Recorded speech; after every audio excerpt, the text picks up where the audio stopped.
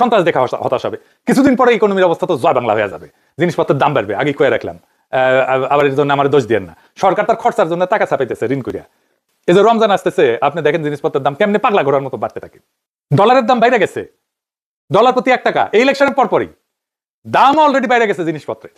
দেখেন খেসারি ডাল আগে ছিল 85 থেকে 90 টাকা কেজি, বাইরে 100 টাকা হয়েছে। পেঁয়াজ 50 টাকা থেকে 60 টাকা হয়েছে।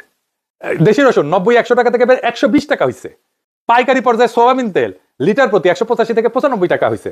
আর পামেল বিক্রি হয়েছে 155 থেকে 165 টাকা লিটারে। পেঁয়াজের দাম বাড়ছে, মাংসের দাম বাড়ছে। এই প্রসঙ্গে দাঁড়ালো 5 বছরে প্রায় 50 লাখ পুরনো ভোটার কমে যাবে, আর 50 থেকে 60 লাখ নতুন ভোটার ঢুকে পড়বে। মোট সংখ্যা খুব বেশি বাড়বে না, কিন্তু ভোটারদের চেহারা বদলে যাবে, ডেমোগ্রাফি বদলে যাবে, চিন্তা বদলে যাবে। এই পরিবর্তনটাই সুযোগ। যেই দল পুরনো সমর্থকদের ধরে রাখার রাজনীতি করে সে ধীরে ধীরে ছোট হয়ে যায়। যে দল নতুন ভোটারের মন জয় করতে চায় সে ভবিষ্যৎ দখল করে ফেলে। এর হিসাবটা দেখেন, আমাদের হিসাব আছে 38.5%, আমাদের দরকার 45%। এই 6.5% তো বাড়াইতে হবে। মানে দেশে যদি মোট ভোটার 8 থেকে 9 কোটি হয়, তাহলে 6.5% মানে 50 থেকে 60 লাখ ভোট। এই সংখ্যাটা শুনে বড় মনে হয়, কিন্তু বাস্তবতা দেখেন প্রত্যেক 5 বছরে এই নতুন ভোটার ঢোকে 50 লাখের মতো।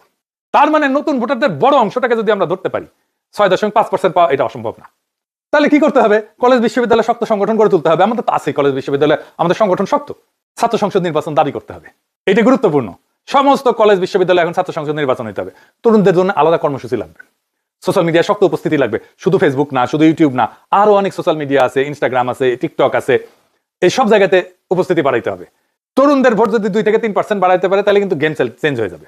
আমাদের শিবিরের মতো একটা শক্তিশালী ছাত্র সংগঠন আছে, এনসিপির মতো তরুণদের দল আছে, তারা তরুণদের টানবে।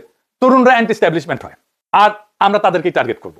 আমরাই সবচেয়ে ভালো অবস্থানে আছি তরুণদেরকে অ্যাট্রাক্ট করার জন্য, বিএনপি না। 2 নাম্বার, হতাশ মানুষ। কিছু মানুষ এখন বিএনপি শাসন দেখে হতাশ হবে, প্রতিহিংসা দেখে হতাশ হবে, ধান্দাবাজি দেখে হতাশ হবে।